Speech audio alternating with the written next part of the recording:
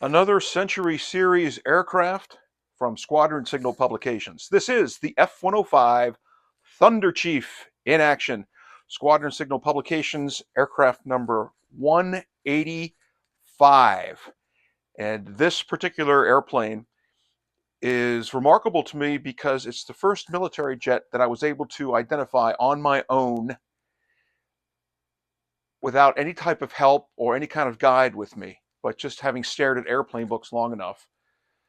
I was age 13 or 14 in the spring of 1977. It was in central Pennsylvania, specifically the village of Aaronsburg, and I was there with my 8th grade German class. We were visiting an Amish and Mennonite cemetery in one of the valleys up there to look at the Germanic names that were on the tombstones of this graveyard, which went back to the 1700s. So it was really cool. But I remember we were standing there with our tissue paper and number 2 pencils to make the lead shading sketches or tracings of some of the names and dates on the tombstones. And there was a sound, and there was that exciting roar of a faraway jet high performance engine, not like taking off from an airport, but something different. And those of you that know military aircraft engines in a high performance fighter plane, what they sound like when they're coming towards you, kind of at medium speed. Oh, very exciting. I looked over and there was the mountain ridge over to my left, and popping over the mountain ridge was a 4-ship.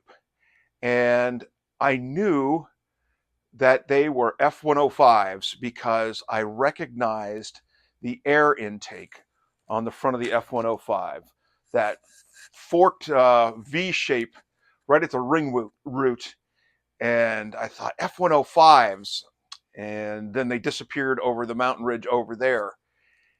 And I remember being so thrilled to understand that these were F105s, and I knew it. It wasn't like identifying a B-17 or something like that. So, long-winded introduction to the F105 Thunderchief and why I've always thought they were really cool. And this book is no exception. Let's get into it.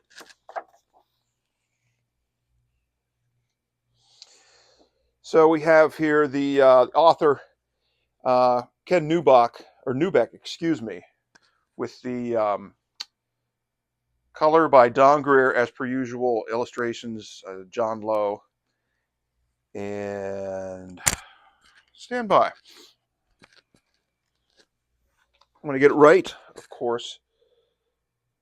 Darren, yeah. Darren Glenn. Okay.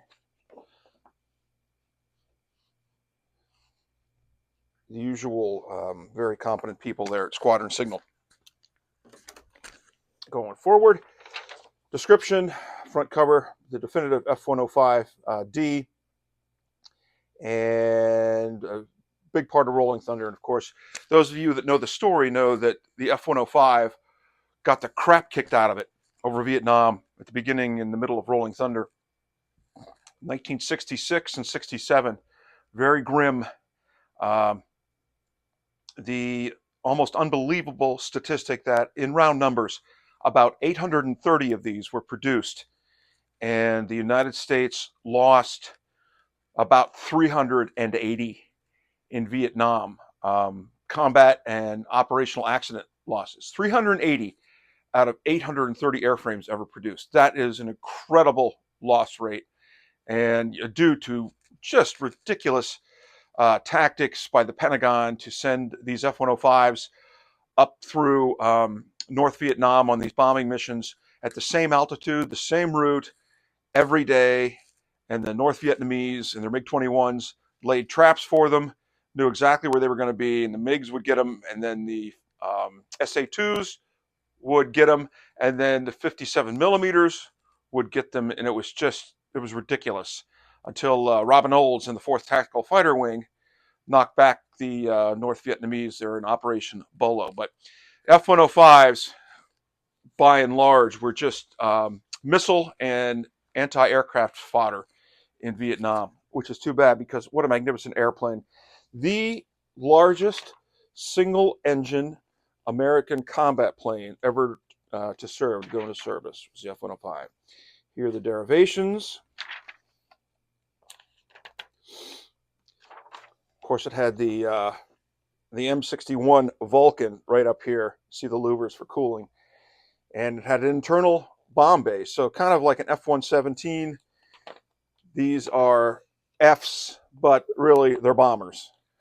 And it was designed to deliver an atomic bomb at low level at high speed. And so the bomb was carried at internal bomb bay.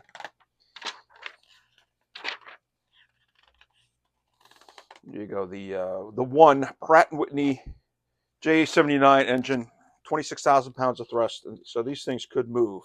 But unfortunately, it was a straight line movement. And the modus operandi was, at low level, these things were rock solid and rock steady, like a rail. But that was it. You couldn't maneuver at low level going fast. And it had to be going fast to be steady because of the size of it.